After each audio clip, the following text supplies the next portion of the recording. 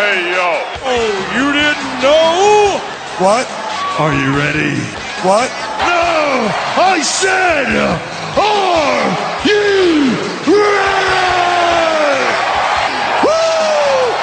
Woo! And leading this group of misfits is JP, the Melting Pot. AKA 6-month champ, baby. If I can be serious for a minute without being interrupted. And the savior of wrestling and the original peak, the Summit. You know, it was so nice it had to come twice. You're welcome. You're welcome. The WWE had Gilbert. Wrestling with Attitude has Lil Steven. Finally. Who in the blue hell are you? And the show-off of Wrestling with Attitude, Mike. My time to shine. You can't see me. My time is now.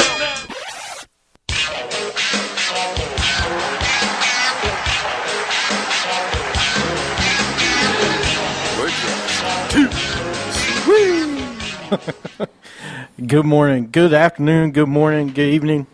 This is the Summit with Wrestling with Attitude and the one and only, the face of the company, Mike. That's right. And the show off, you know, whatever. I'm here. Not the show off, the face off, I mean. I'm going to have to get me a stunt double also. Miz is, or Sandal's taken. Yeah, forget it. I like where they're going with that. We'll see. We got a lot planned today on the show. Yeah, first segment, we're going to actually switch up this week. We're going to do Raw first half, and then we'll do Sound Off second half of the show. You know, Lil Steven will join us for that half of the show. But it was an interesting week on Raw this week. Yeah, interesting. You know, they do have those lulls between pay-per-views. You know, when you're kind of fishing for some storyline. You know, but what I hate about the WWE sometimes is they just, you know, have rematches at pay-per-views. I mean, I understand like you're going to have rematches, but like with no more intrigue to the match. You know what I'm saying? Like they're going to have the same matches. You know, they had a few of the same matches at SummerSlam as the one before. Like I don't want that happening this time. Let's get some fresh matches, fresh storylines. And does anybody really think that John Cena is going to beat Lesnar at Night of Champions? Like, what do you think? You think it's a possibility? I do. I think it's Super Cena, man. Anything's possible. But I did read an article a few days ago. I put it on my Facebook wall, but I accidentally deleted it. I never put it back. But but I told you, my prediction for months now has been Roman Reigns takes the title from Lesnar at WrestleMania, and that's what this article predicted also. It's not going to be WrestleMania, though. I mean, you're going to do it before that. But I'm saying, like, WrestleMania would make his career. He'd be a made man if he pulled that off. I know it's a long time away. He'll be fine when let him be him at the Rumble or Survivor Series even. Yeah, that's the only thing. Like, it'd be more meaningful if it happened at Mania, but I just don't like it. That's a long time away, dude. You need to strike when the iron's hot. But I'm just saying, what's his pay-per-view so far? Roman Reigns' pay-per-view right now is the Rumble, because he's got. He'll win the Rumble. I think he's gonna be in the title match. I don't think he'll win the Rumble. Well, you got to think it's August to April. I mean, that's 8 months. But at the same time, if you've been putting Lesnar over for months now. You can't just have him lose the title a month later. That's not a month at Rumble. Well, I'm saying if he loses at Night of Champions. Well, yeah, that's the thing. Night of Champions, that's the reason I kind of don't think he'll lose, but I can see Cena winning it because he's Super Cena. Yeah, I mean, it'll be interesting to see. I think, you know, I just don't think they can really push him as this unbeatable creature, this beast, and have him lose in the next few months. You know, that's why I think he might keep it till WrestleMania. I mean, he's just this indestructible. That would just be too long. But it'd be the way to go if he's this unbreakable force. You know what I'm saying? This unmovable beast that nobody can touch.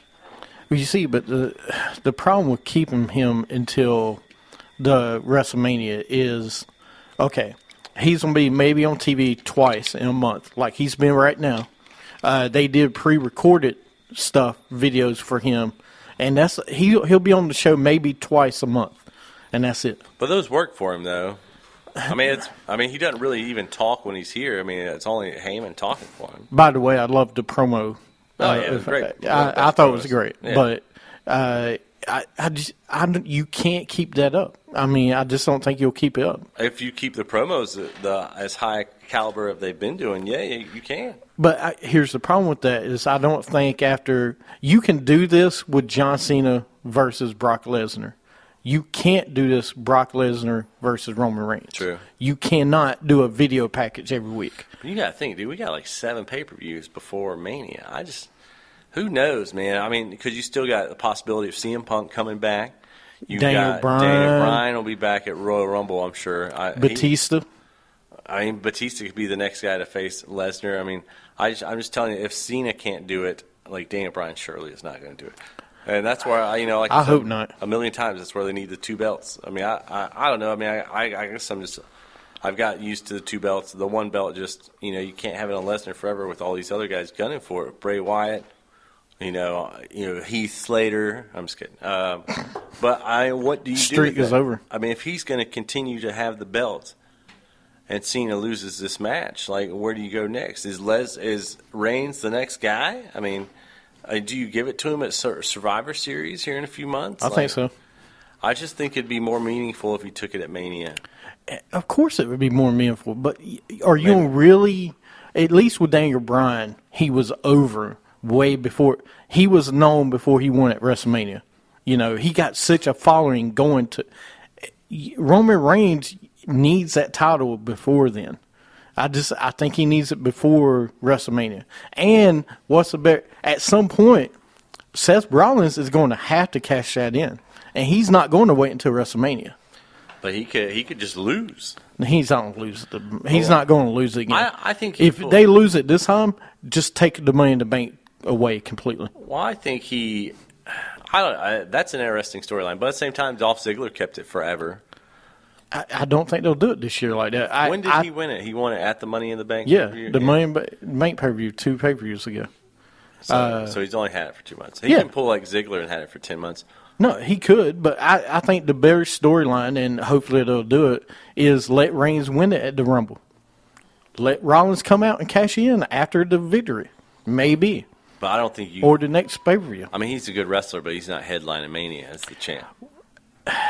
No, and he wouldn't have to. Or if he wins it at the Rumble, you could have a storyline go to WrestleMania.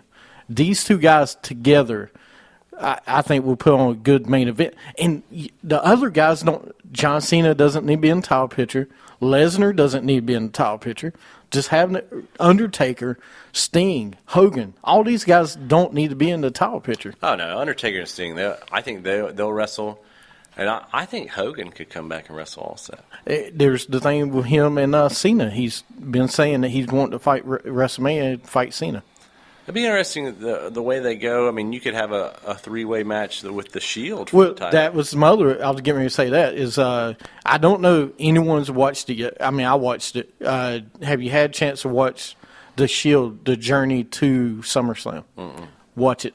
It's good. Pretty good. It's on WWE Network. Yep. And I'm telling you, the chemistry between Seth Rollins and Ambrose is amazing.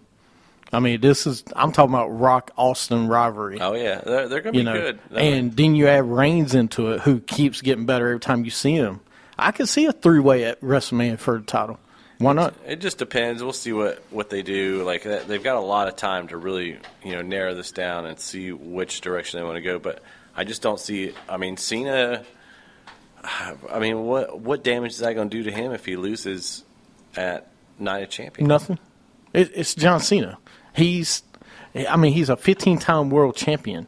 And that's the other thing. Do you let him win it 16 times, tying Ric Flair? Oh, yeah. I mean, he'll get there eventually. Do you? I mean, realistically, do you see him breaking that 16 times? Of course. Why? It's John Cena. He's not going to not ever win another title. You know what I'm saying? Why not? I mean, I don't think he doesn't need a title. He doesn't, but at the same time, they give it to him just because he can carry it better than anybody else. He'll win it. He'll win 2 more, no doubt about it. He's got 5-10 more years, I would say. y'all keep saying 5-10 more years. I see about 5. Well, I said 5, yeah. I max of 5. I see 3 to 5. Well, like we're saying, Maybe part-time. Ric Flair and all these guys, coincidentally, did start off for all the Hall of Fame for him. Hogan, Flair, and Shawn Michaels. Incredible forum here with these 3 guys, 3 of the best ever. It was really short, though. Yeah, that's what I didn't like about it. And even on the Raw deal on Raji, they were saying, like, yeah, it was nice to have him out there, but Cena kind of cut him off, you know. But these guys are 3 living legends that people want to listen to. You know, it'd been nice to hear them talk more. But you could have predicted the way everybody went. You know, of course, Hogan, the best face ever, will side with hustle, loyalty, respect, you know. But, yeah, like you were saying, they come, you know, HBK, Hogan, Flair's out. HBK says Cena has no chance to win at Night of Champions. Him and Flair were kind of sticking up for Lesnar. And Hogan's rooting for Cena, of course. And then Cena comes out. I'd like to see more from the 3 of them talking. It was just real scripted. And from what I read on couple of different places, is that was all Vince McMahon's writing. He wanted to have Cena come out and look strong again. Yeah, I mean, you can't have him look weak. I mean, it doesn't matter if he has the belt or not because he's Cena. He's a made man regardless. But you know, Vince is still have a lot of input on this. I mean, he understands that Cena is his cash cow. Every time he gets a new, color, everybody's got to get the new T-shirt, yeah. And, you know, we're talking about Cena and the title. You know, Cena actually says that, you know, he's not going to Night of Champions to win the title. He's going to beat Brock's ass. So I could see him going and just, you know, they ain't going to disqualify him. Or will they make this match some stipulation? That's the other thing. Do we have a stipulation for this match? Or do we just let them go at it, you know? I don't know what they do. I think ultimately Lesnar wins it, but if he beats the crap out of Cena again, then could that force the final, like the Cena heel turn we've always been waiting to see? I don't think so, but it'll be interesting to see what they do here, because you can't just have Cena look terrible again. No, he cannot lose the way he did at SummerSlam. But like I said, I just don't see like Lesnar losing it that fast. You know, you gave him all that steam for a 4-week title run. Yeah, I just don't see it. Yeah, and that's the other thing. I agree with you. I mean, he won it the way he won it at SummerSlam. Can you take the title away from him just like that? I don't think so. Do you? Maybe they disqualify Cena. You know, he breaks the point, and they have a rematch at the next pay-per-view. Good, and you go Hell in a Cell. Hell in a Cell is the next one, so why not? You know, that could be an option. We'll see, though. I mean, you know, see a couple other things about, you know, before we get so much into Raw. SmackDown is moving to Thursday officially, starting next week. Is it going to be taped? Or? Thursday, excuse me. I think it's going to be taped still. But it's going to be on Thursday nights instead of Fridays. Well, that'd be better. I think they'll get more ratings on Thursday because everybody goes out on Friday night. I mean, people go out on Thursday, but not as much as they do on Friday, you know. So you'd have more. I think you're going to have better ratings on Thursday, regardless if it's taped or not. You know, your wrestling nights are really Monday, Tuesday, not Tuesday as much. You know, Monday through Thursday is really the nights you really watch wrestling anyway. So, you know, I think it'd be better. And another story is Ryback and Rob Van Dam are leaving the company this week. Their last weeks this week, the company. Well, Ryback's hurt, or is he getting fired? From what I read, he's taking time off. Well, RVD just needs to go. It's fine. RVD, he's got his 90-day stretches with the company, and he's actually over it right now. So you probably won't see him until maybe WrestleMania for some gimmick match. Yeah, I'm done with him though. I used to be impressed with him, but lately he's just another face. I'd rather get rid of him and put Heath Slater or somebody in that match that needs airtime. Oh, we'll get to Slater Gator. Slater Gator. Slater Gator. But yeah, Ryback, what are you gonna do with Ryback now? I mean, you need to redo his whole gimmick. Well, I mean, I like the Ryback gimmick, but they've had him lose so much now. Like when he first came out, though, you were just like, "Whoa, this guy's an immovable force." He's amazing. He was one of the. I went back and watched some Raws, and feed me more, feed me more. I mean, he was right there with Cena. People loved him, and then they booked him bad, and he lost, and he lost, and he lost, and nobody gave a crap about him anymore. He's the perfect example of not pushing through the U.S. title or the IC belt and pushing straight to the top. Yeah. Because you got to push them through those titles or even the tag title and see if they get some reaction. And he's just not getting anything with Curtis Axel. No, I mean, even the same thing with Curtis Axel. You had him beat like Triple H and John Cena, and this guy was pretty good. He's got a good pedigree, and I think he should, wear his dad's old tights. I think that'd be nice. But they put them together, and I mean that's what WWE's been doing lately. They don't have anything for two people, so hey, let's make them a tag team. And it works sometimes. Don't get me wrong, but these guys just nobody cared about them. I mean they're a high-profile team, but they're going to lose all the time. I mean they were a mid-card team from the get-go. Yeah. So I just I just hope when Ryback comes back, he's better and they have something better for him if he comes back. Yeah, that's the other thing. I did read that Bad News Barrett will probably be back in December, unless he gets hurt again. He's pretty solid, though. He moved up the chain quick. They finally found the right character for him because he was always good. I mean, he led the Nexus. When he led the Nexus, he was really good, but they missed the train on that somehow. They messed it up, and it just got played out. But they found Bad News Bear. I mean, they finally found it. People like him, and he's a bad. He's bad news. Well, I hope when he comes back, I can see him and the Miz. He should be a face. Bad News Bear. Afraid I've got some bad news. But yeah, we'll see. Hopefully, he get back soon. But anyway, we're talking about Cena and Lesnar on Raw. Going back to Raw. Next was Rusev versus Swagger. Rusev. Yeah. Rusev wins as the ref stops the match because Rusev is just killing him. And just Swagger's done. Yeah, I don't know why they keep doing this. I can't believe they didn't even give him a chance, They didn't even let him win. I mean, ultimately, what are you going to do with Rusev? I mean, I know you're just making him this unstoppable force, similar to what they're doing, how they're building Lesnar. But I mean, do you really see Rusev winning the title? No. I mean, I don't even think he's not even going to be in the picture. I don't think you'll do anything with him. You can't really. I mean, he's beating Swagger, and now he's going against who's he going against? Mark Henry now? Yeah, and we'll get to that. Backstage, Rusev, Bo Dallas interrupts Swagger and told him, if you want to succeed, you need to Bo leave. Yeah, that's nice. So now you don't see these two together.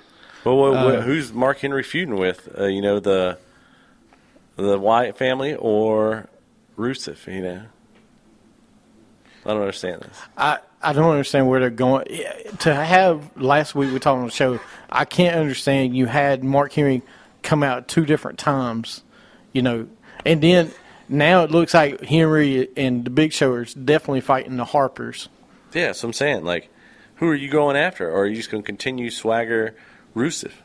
And all of a sudden, it's just funny, your faces are Mark Henry and the Big Show. And they shouldn't lose to anybody. They're 1,000 pounds. Or 1,000 pounds combined. I think they could beat anybody. Oh, yeah. So I don't know what they're going to do with that. And now they're, Rusev, I think you've painted him into a corner now. So I don't know. Well, yeah, you can't really. It's going to be interesting to see what they do with him since you killed the Jack Swagger character, which I still can't believe they did that. The Great USA thing completely done. He could have been the next not Jack Swagger, the next Hacksaw Jim Duggan for years. Next, we have Cesaro versus RVD for the #1 contenders match for the U.S. title. Sheamus was on commentary. Cesaro wins with the neutralizer, which is great. He's actually won a couple matches in a row now. Then Cesaro throws the U.S. title at Sheamus. So now you don't see Cesaro and Sheamus I'm all right with at that. Night of Champions. I'm okay with that. At least Sheamus is actually wrestling again. You've seen these two wrestle a lot, but it's always entertaining. They're just two brutes, two entertaining guys, and they're finally like booking Cesaro correctly. I mean, might as well give him the United States title back. He had it for a long time. Yeah, I'm your United States champion, and I think it was a mistake having Heyman leave Cesaro, but maybe they'll put him back together. Who knows? Yeah, it'll be interesting to see what they do. We'll take a short break, come back, go back into Raw, talk about the rest of Raw, go into the sound off section of the show, and you listen to me and Mike, Wrestling of Attitude, All Noise Radio Charlotte, iTunes, Stitcher, and Spreaker.com. Be back in a few.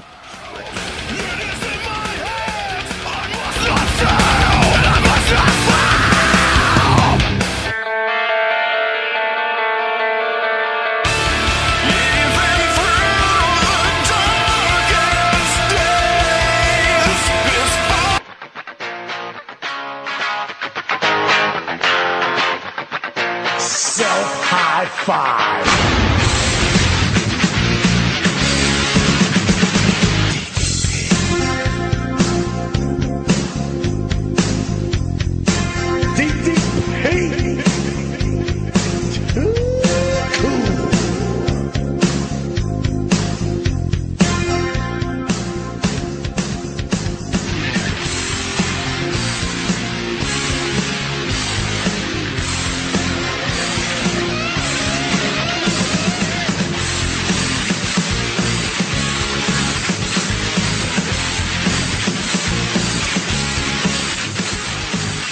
This is the inspirational savior of wrestling, The Summit.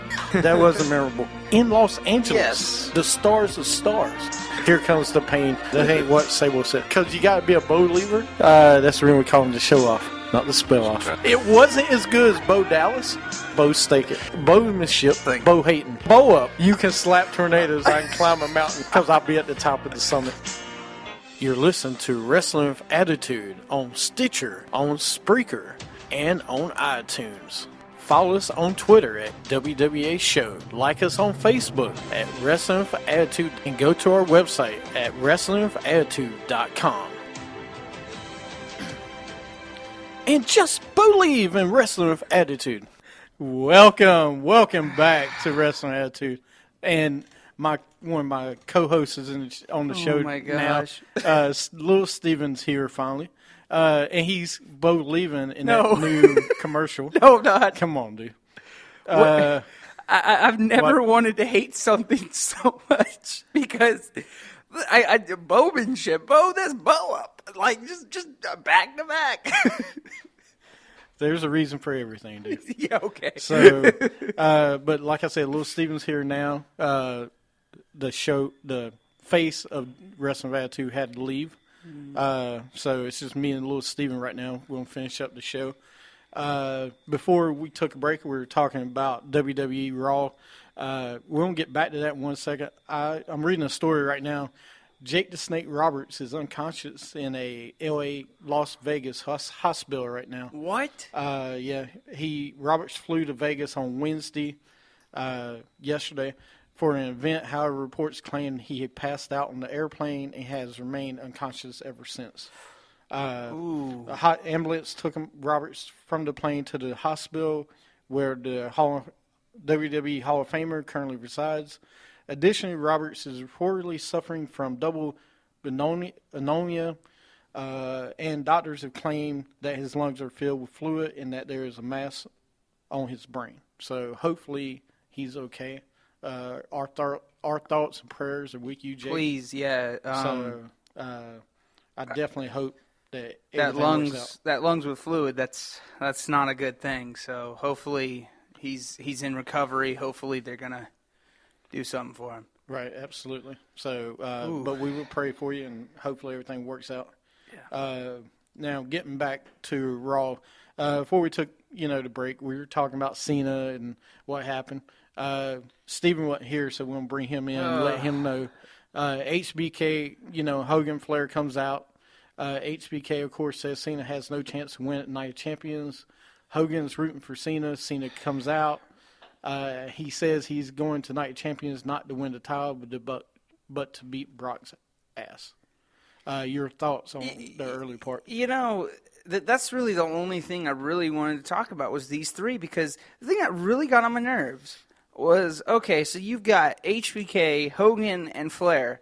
How did they decide this backstage? Like, okay, HBK, we're going to have you be the guy that talks crap about Cena while we just, praise Cena the whole time.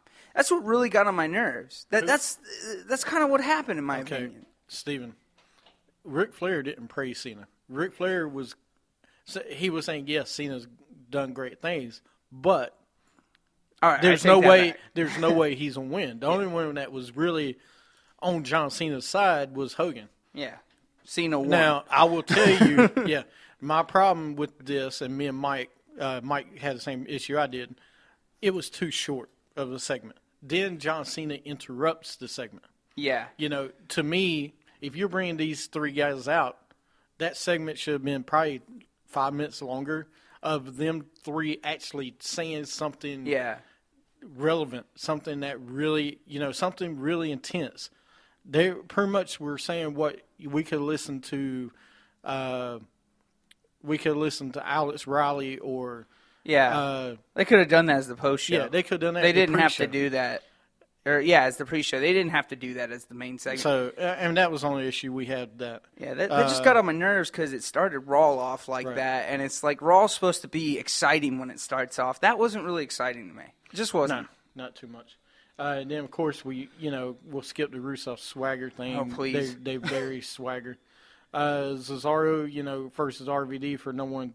Cesaro wins. He's now the U.S. number one contender. What are your thoughts on Sheamus and Cesaro at Night of Champions? Well, hopefully Cesaro, this is going to be his big cut. I think you and I have talked about this earlier, and you don't want to see Cesaro back in that United States. You want to see him going for that title. But as you and me have both agreed, he can't go for that title right now because you got Reigns going for that title. Right. So would you like to see him as U.S. champion is what I want to know. Yeah, he should have a rivalry with him. Yeah, but, I mean, that's the thing. I know Sheamus is doing the Star Wars thing, so how much time is He's not really doing it. There was talk. He's not going to do – he ain't got nothing to do with Star Wars. First of all, what are you going to do with Darth Vader? He's dead, supposedly. So, we'll see. You can always bring him back. It's really easy. It's a movie. You can bring back anything. But I doubt he'll be cast as Darth Vader. But anyway, I think the rivalry between Cesaro and Sheamus will be really good. They're similar in a lot of ways.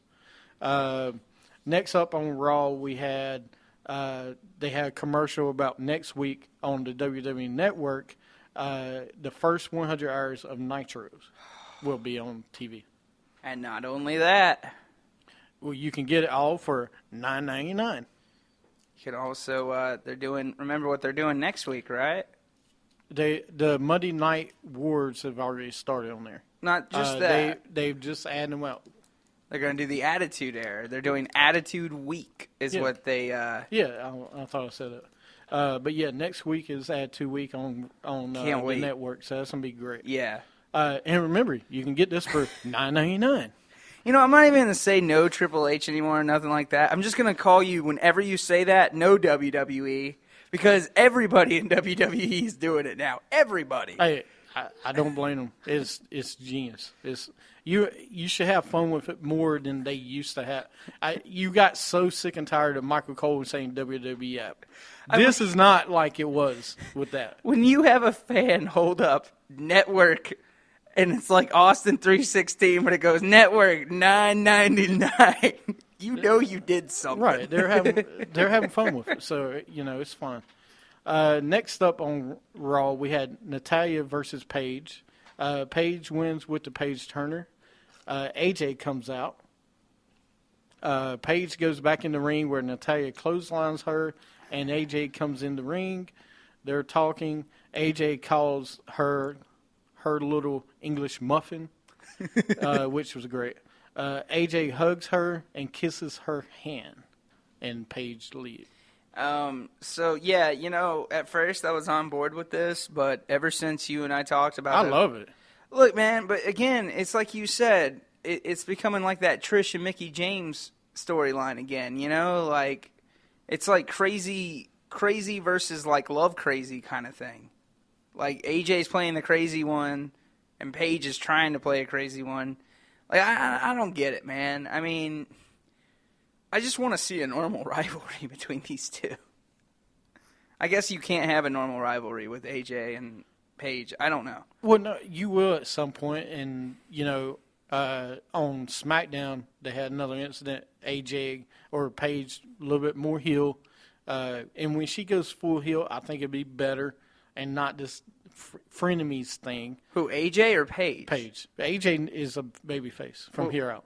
Because of one man, but Well, no, not just part of that. That's but a lot to do with Paige needs to be the heel more than the face. Paige cannot be the face. I'm kind of feeling like either they won't let her or she can't.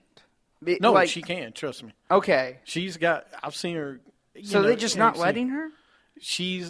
They're doing it this way, which I understand. They're doing it like the Mickey James and Trish Stratus doing the storyline tweener years kind ago. of feel. So but there'll be a point where, you almost do like we'll talk about later the Dream Dust.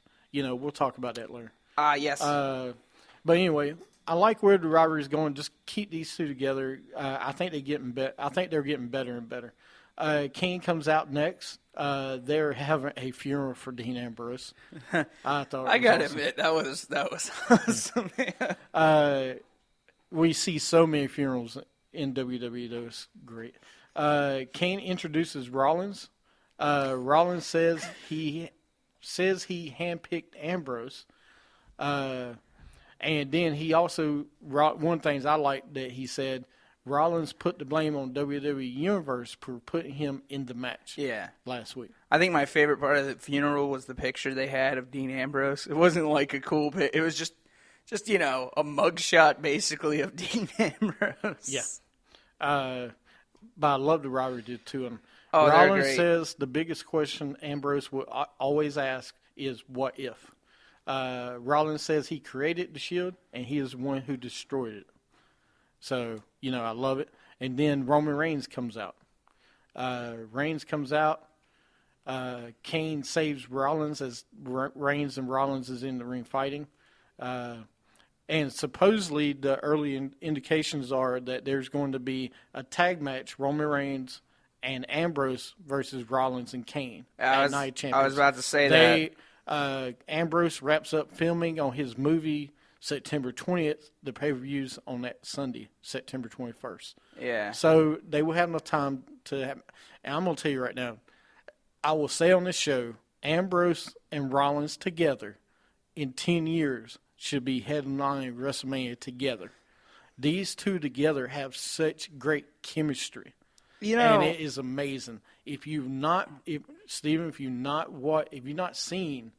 the journey to SummerSlam, the Shield story, watch it. Okay. You will see why they've had chemistry. NXT, every time they get in the ring together, it's just. Is that my amazing. homework for this week? That's your homework next week.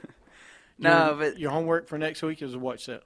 The thing I like though, and I've really always wanted to say this. I just know you, JP, Mike, might agree with me, might disagree. Is that I'd love to see these guys, just them, not as a faction, but them two as a tag team later down the road, of just Ambrose and Rollins. I'm more excited to see them battle against each other. The three of them. I'm talking about Reigns. Triple threat match? I could see it this year at WrestleMania for the title. There's no reason you can't do it. Yeah.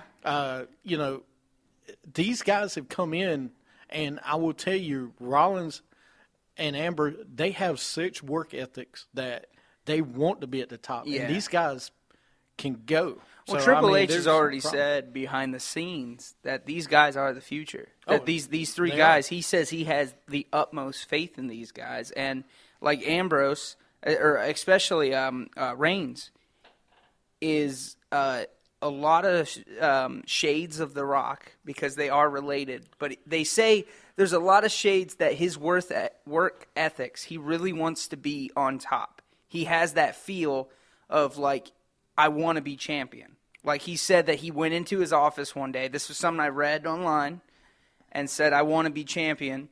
And Triple H said, okay. He goes, this is what we're going to do. So now they got him, I guess, in a storyline against Rollins, which looks good until Ambrose comes back. I think that's great because he's moving up the ladder. He's done with Orton. Move him up the ladder. And then maybe Triple H, maybe not. Well, hoping after this Night of Champions pay-per-view, maybe Reigns will be against Lesnar if Lesnar wins. If Lesnar stays. So, the thing is with these three guys, Rollins to me, and a lot of people might disagree with me, and that's fine. I know JP will. This guy, HBK, man, I'm telling you. This guy's going to go.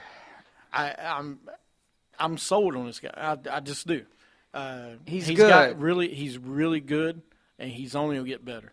He's good, but I don't call him the HBK. problem- No, not yet. I'm just saying he's in that mode more Okay. than anybody else in this company. I'll take your word for it. And when he, they just need to book him right and keep progressing him, and it looks like they are. But anyway, that's about Kane and Rollins. It'll be a good tag team match at Night of Champions. I hate that they did that with Ambrose, though. I hate that he's doing movies because you take this. He'll be back though. If he's back by the pay-per-view, I don't have an issue with that. I just hate taking your top guy. He's one of your top guys right now, and you take him out to film a movie. It's like, no. Dude, it's a WWE movie. I mean, seriously. It's okay. Yeah. It's not like he's going way across the world in Australia and coming back. Yeah. I mean, he'll be back. He's right around the corner. Yeah. So, we don't know where the film's been, but he's fine. Yeah. Next up, we had Dream Dust with a promo. Then we had the gosh. Usos versus Dream Dust for the tag titles. Dream Dust wins by countout. Dream Dust wants a rematch now, and they wouldn't give it to him, so they attacked the Usos. By the way, I love it. great fake injury by the Uso. That was horrible. Yeah, I mean, like, he couldn't have done it any better. He tries to get up and goes, ah! Like, we all saw him walk on it. It's like, come on. Well, he said Uso. But anyway, we have this match. I love they turned these guys heel. Yeah, and they're weird. On SmackDown, they were heel again. They had another match, and I love it. I love the rivalry. Could you see these guys as champions? Yes. Yeah? They've been champions before. No, but these are heel champions. No, this is a perfect time because you can see what happens is they will win the title. We'll get closer to WrestleMania. We'll have a breakup, and we'll have a match with the two of them like they wanted last year. Yeah, but then who's going to replace We'll tag see. teams? Oh, Slater Gator. But we'll get to that. I can't believe. Did you just use Slater Gator in a reference? I did. I didn't really think anybody but Michael Cole would use a reference of Slater Gator. Dude, that's their name, Slater Gator. That is the most horrible tag team ever. But, there won't be that bad. We'll talk about that later. We go down the road. He's so happy about it, too. He's like, Slater Gator! We have Rollins and Kane backstage. Kane makes a match, Rollins and Kane versus Reigns tonight. There was a promo package with Lesnar and Heyman. This was actually filmed last week. And they were supposed to use it next week, but they wanted to use it this week instead. Because he will not be on the show this coming Monday. This is my problem. I know. Dude, this is better. His promo, I'm fine with that. Here's what I was talking to Mike about earlier. He could do this with Cena, okay? He can do a promo with Cena. That's fine.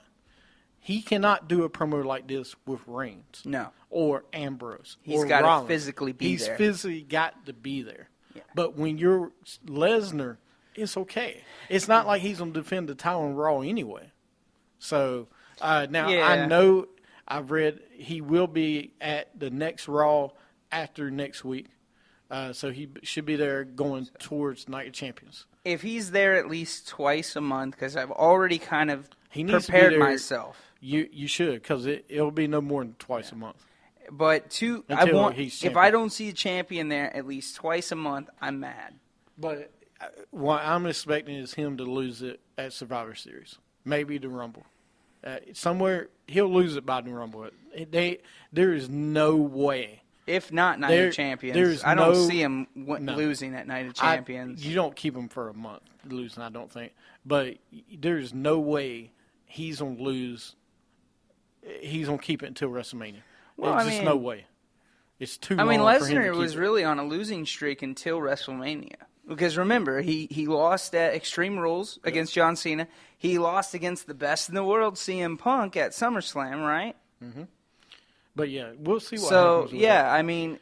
He's been on a good winning streak, so we might actually see him as champion for a good 2 or 3 months, right? Yep. Hopefully. The promo package, Heyman says, I don't know, talking about Cena, if you're dead, one of my best quotes here, if you're dead, sat on the edge of your bed and filled your head with a bunch of crap. I loved it. Lesnar can really talk. That's the thing. He doesn't need Heyman, in my opinion, because it was good. Yeah, he says it almost brings a tear in his eye. It was so good. But I loved it. Next up, wow, I really don't want to talk about this. We had Ziggler versus. Oh, somebody. You don't want to. Well, hold on, I'll tell you. I'll talk about it. I'll talk about it. Miz comes out and introduces his stunt double. I love it. I absolutely love it. Damien Mizdow. Dude, I love the double spin they did together. That was great.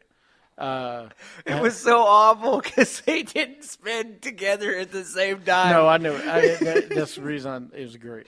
It was so bad. But anyway, we had. He looks like a bearded Miz. It's fun. At least he's doing something, not doing some fun, stupid gimmick. What do you mean? It is a stupid gimmick because next week he'll be, I don't know. He'll be Mizdow again. No, won't. He was Mizdow again on SmackDown. Then they need to make these guys a tag team. They probably would. Should. He's the new Alex Riley. Oh, gosh. So, we'll see. But I do love it. Ziggler did win the match with the zigzag. The King introduces Brie and Nikki Bella. Brie apologizes. Nikki says that's the biggest load of crap she ever heard. I'm gonna tell you right now. She calls Daniel Bryan a troll. Nikki also says she wished Brie had died in the room. Yeah, it was horrible. Oh gosh. She really went deep and beats up Brie and slaps Jerry. All right, I'm gonna tell you. I thought it was Nikki Bella's best promo ever. I loved it. I thought she finally put some heart into it. She reminded me of Cena doing a promo almost. I'm going to say that. I said reminds me, not being Cena. But she actually put some heart into it. Oh, your Facebook just got flooded. I'm sure it did. Go to WrestlingAttitude.com. Leave me plenty of feedback. Yeah, please, C Nation. Please do that. But I loved the promo. I mean, here's the thing. And as much as I've been, I'm not a big Brie fan either. I don't like Brie. But the thing I did like about it is that I feel she held her own a little bit better this week. She didn't sound like she was saying everything with a question. She was actually really concerned about Nikki. Like I like. Brie. Brie. No, I didn't. I'm talking about Brie. Care about Brie's. But I feel these two could have a really good rivalry because I mean. But here's the thing: what are you gonna do with these guys? Is Stephanie McMahon gonna still be involved, or is she done? No, she'll be back involved because when Daniel Bryan comes back, they'll do something else. Yeah, Triple H. This is just a placeholder. This is just a placeholder. Yeah. And I like the rivalry. At least divas are being mentioned now. Divas are like half of the pay-per-view now, isn't it? Yeah. So, but no, this is a good. I mean, like I said, I thought it was Nikki's best promo to date. Amazing. I ain't gonna say amazing, but these two together are really good. All right. Well, you want to take a So anyway. no? Look, I think it's a good rivalry, but I mean we'll see what happens next week. I guess let's move on. We'll take a quick break and then we'll be right back.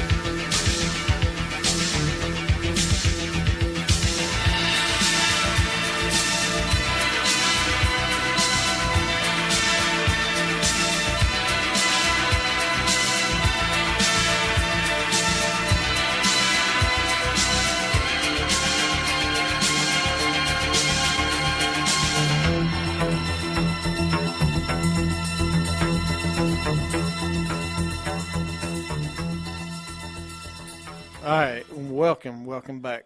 Sorry, we had to take a quick break, and we wanted to play this music anyway. Good timing for that, Jake the Snake. But like we said, prayers and thoughts with him. Wish you the best. Yep. Moving down next, we had Reigns versus Rollins and Kane. Reigns wins by DQ.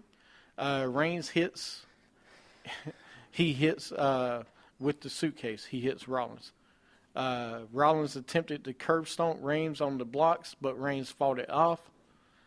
Look, I don't like Kane being involved in this, because I'm wondering where's Randy Orton. Here's the thing I'm getting tired of. I'm getting tired of corporate Kane.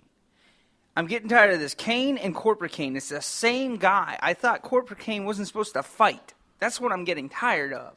Is that, okay, you say you're not the demon anymore, so you put up the mask, but you still fight. I don't get it. I thought there was a difference, man. But there really isn't. There's no difference between those two Kanes. No. There hasn't been. This is an evolution. They'll say it's evolution Kane, but... I mean, like, if he was really an authority member, it'd be like, oh, I'm not going to fight, but this is going to be your opponent. Bring out someone big or something that you're not using in the locker room. Other than, but who are you going to use? You got Mark Henry doing two different storylines right now, so we'll see where that goes. Which I don't even know what's going on with that. But we'll talk about that one later. But, like I said before, though, I love Reigns and Rollins in the ring together. Next up, we have Wyatt promo with the Harpers. Was actually with him this week about John Cena. Same thing as usual. That's the thing with Wyatt, man. Like I've been on his train for a long time because I want to see this guy succeed. I really do. You're still on his train. I am, but I want to see this guy succeed. But this Eater of Worlds character is just not working for him, man. It's just the crowd. When the crowd starts chanting "boring," you've got a problem. Well, they didn't do that this week. They need. I don't. Here's my concern: is I don't know what they're going to do for Night of Champions. Supposedly another Chris Jericho match. Okay, I just. What are you gonna do? Just a regular match again?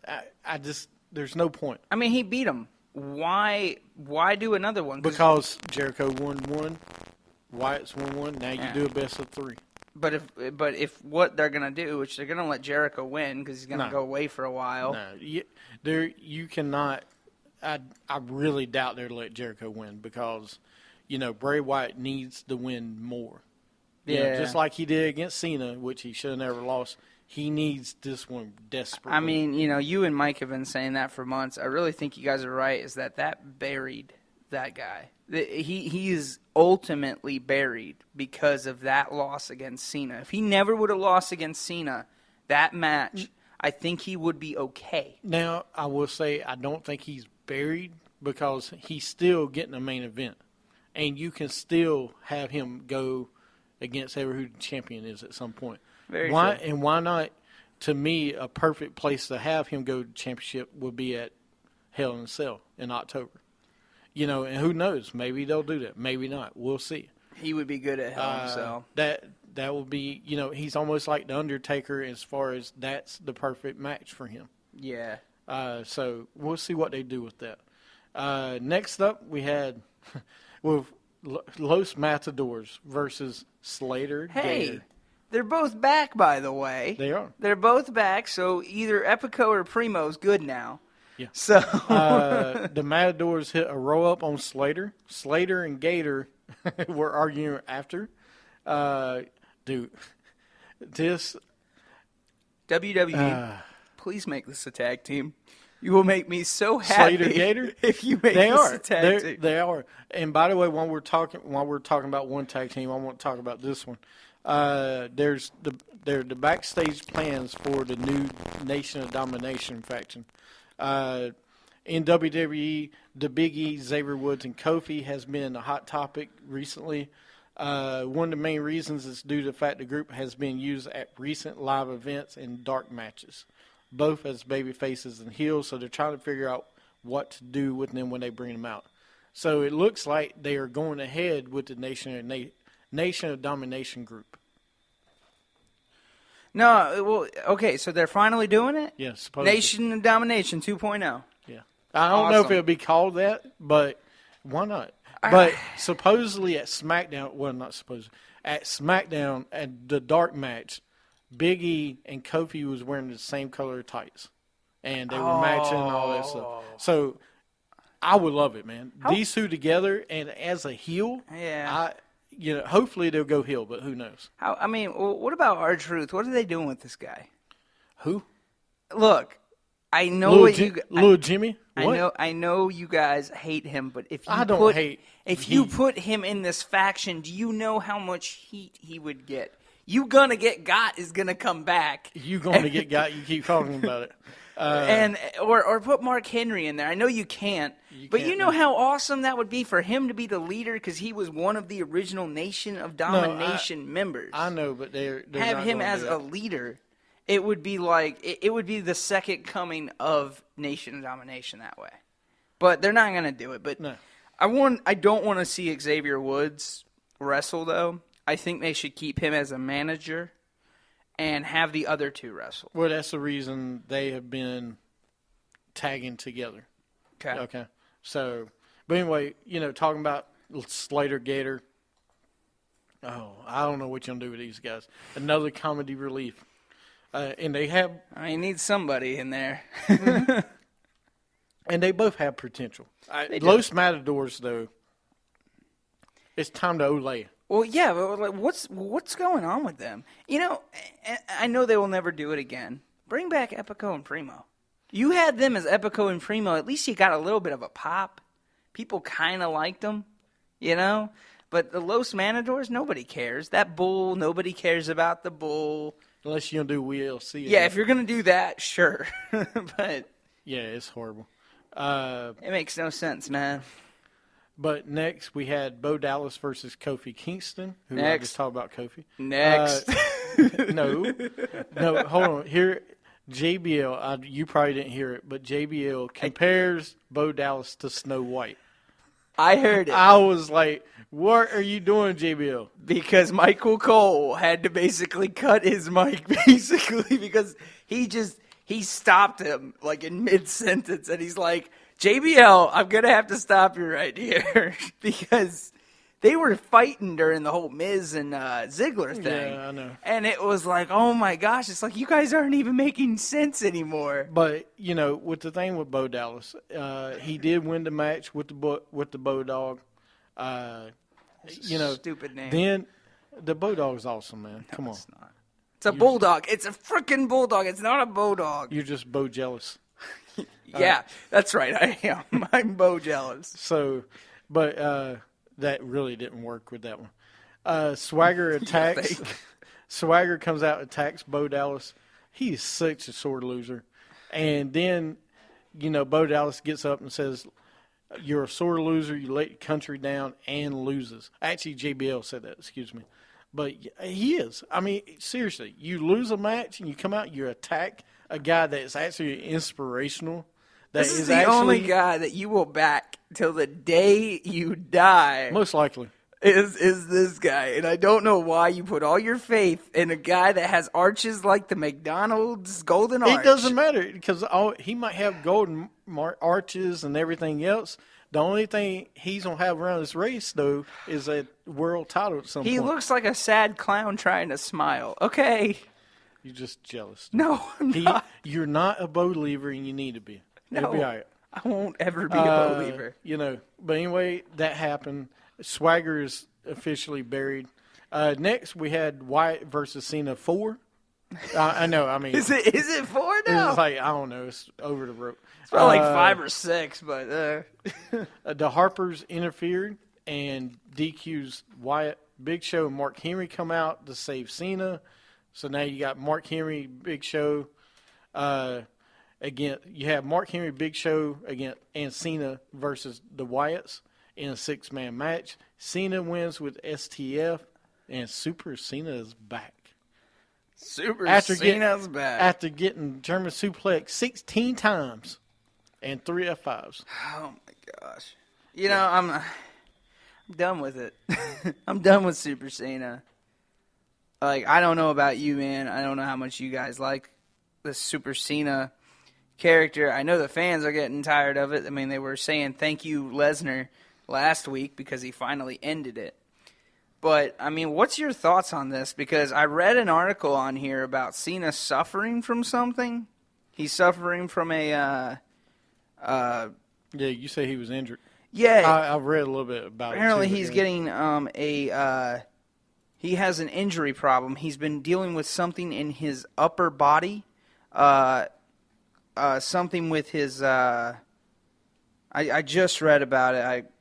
It's completely new. It just came out today. He's been having some physical stuff about moving. He's had pain in his upper body, neck, and chest area. So I don't know what that means for Cena. It says that he might have to leave a little earlier than expected. He'll probably be done after Night Champions until WrestleMania season. I mean, and you really, no offense, but you have guys you can raise up. Yes, you do. To fight Lesnar. You got Reigns. That's about it right now. I'm going to say some guys. That's the main guy right now. Unless you bring Punk back, which by the Rumble, I think he will be. Hopefully. Yeah. No, he will be. The other thing I want to talk, next week on the Raw, Jericho and Orton will be there. They're doing a highlight reel segment together. So who knows what they'll do with them. Okay. So they're going to do one? Highlight reel next week. Whoa, all right. Another highlight reel finally coming back. Didn't they do this before? Yes. What? Randy Orton and Jericho. Oh, of course, yeah. They've done it like probably 20 times or so, man. I mean, it's Orton. Orton's been in the business, what, like 20, or no, I'm sorry, like 15 years almost? It's been a while, but it's all right. All right, well, thanks for listening to Wrestling with Attitude. You can find us on at WWA Show on Twitter. On Twitter. You can also like us on Facebook at Wrestling with Attitude. Also go to WrestlingWithAttitude.com for more information on us and listening to the shows. Thank you for listening. Wait, no, we'll be right back. We got segments 3 and 4. Yes, we do. So come back and listen to some more of the show.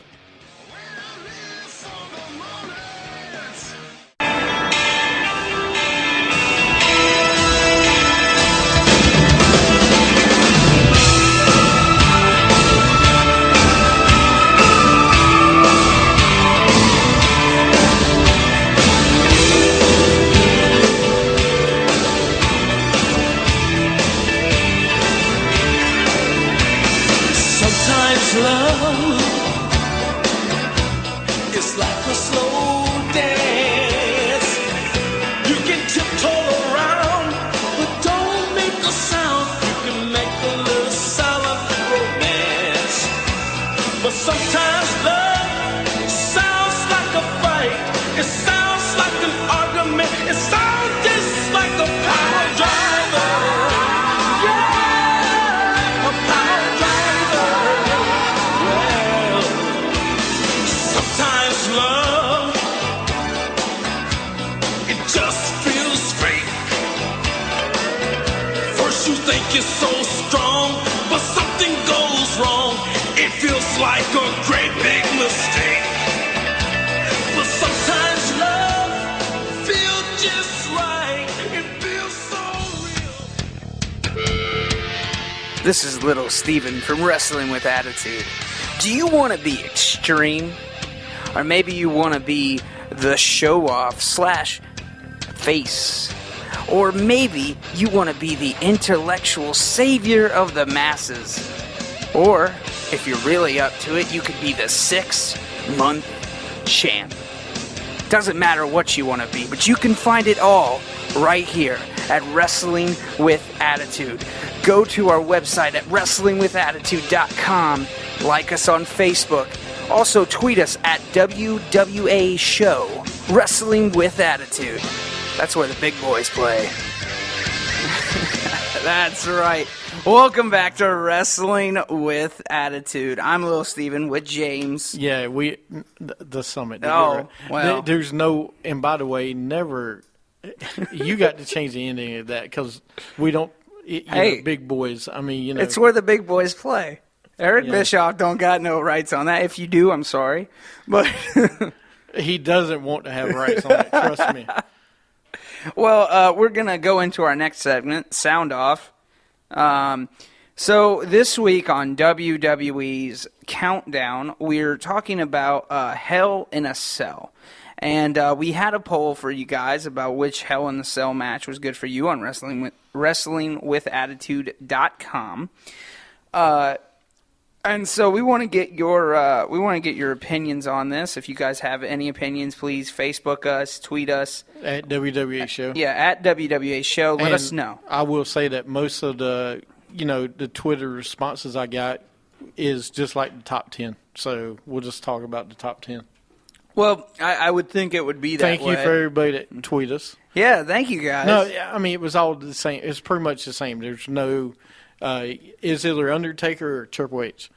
So, unfortunately. So, with WWA Sound Off, WWE Countdown, Hell in a Cell, number 10 was Triple H versus Cactus Jack at No Way Out 2000, which I actually went back and watched this one.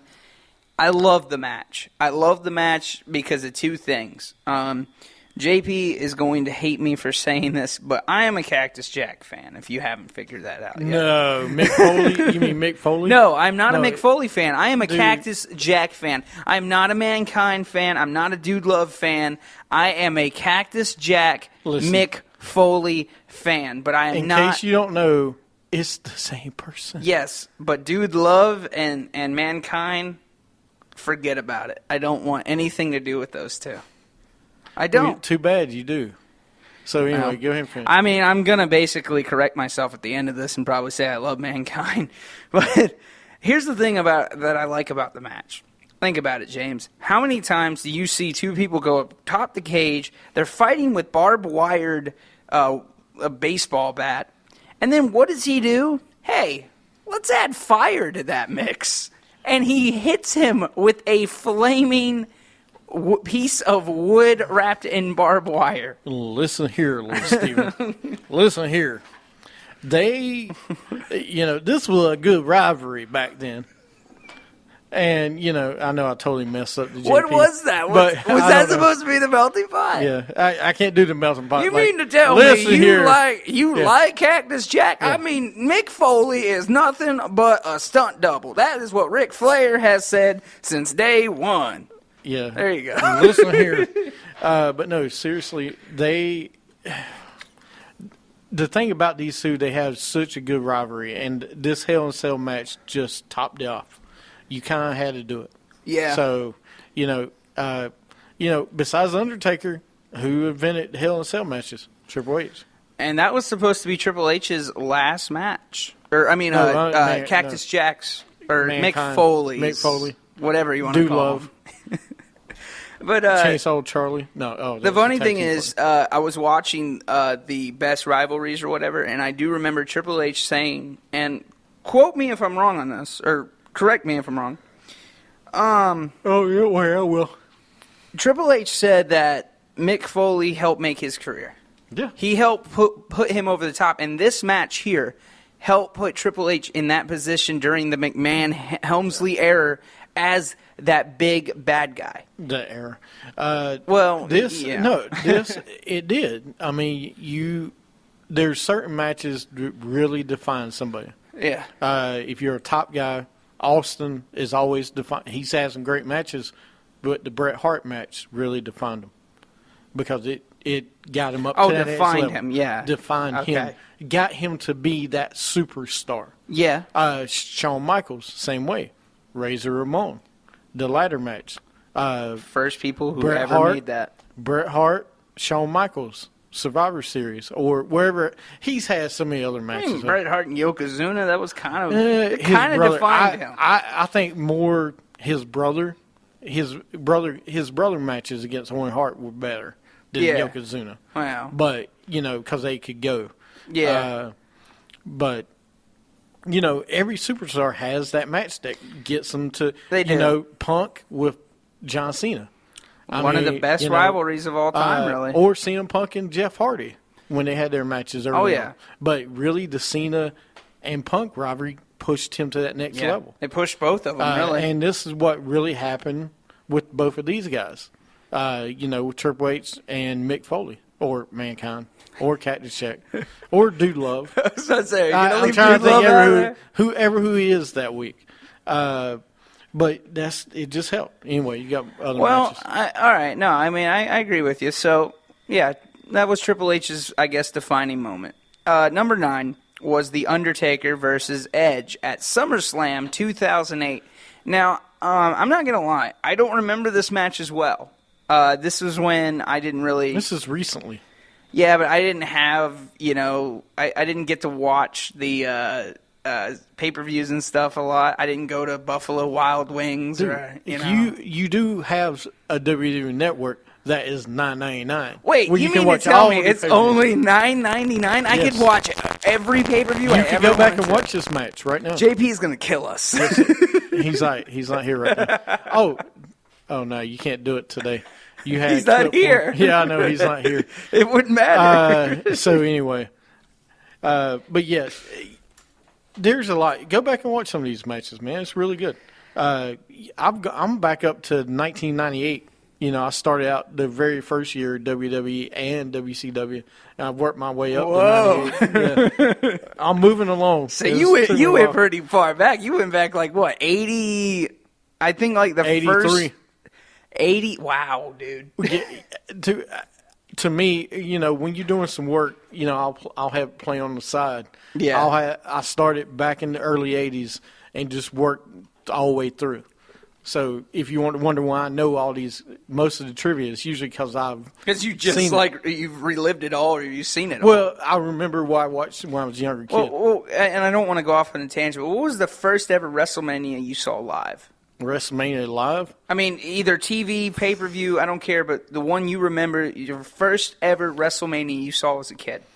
The first one I wanted to see was WrestleMania 3. The first one I actually got to see was WrestleMania 4. Oh, so you got the bad match. It wasn't a bad match. Yeah, but you didn't get to see Hogan pick up Andre the No, Giant. I watched it later, but I didn't watch it that day. That day. Okay. So, but WrestleMania 4 was so great because it was a tournament for the WWE for the world title.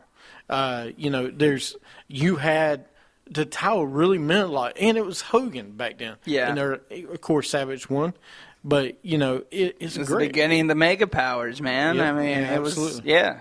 So one of the best WrestleManias of all time. Oh yeah, I bet. But your next match, yes, this match with Edge and Undertaker, real fast. Yeah. It was a really good match. It really helped Edge get to. I mean, he was there already, but it really put his stamp that he's here. And the thing I love about Undertaker, this guy, he was probably in his 30s at this time, Or well, I mean, he was in his like late 30s, 40. almost. Oh yeah, I forgot. He's like 49 now.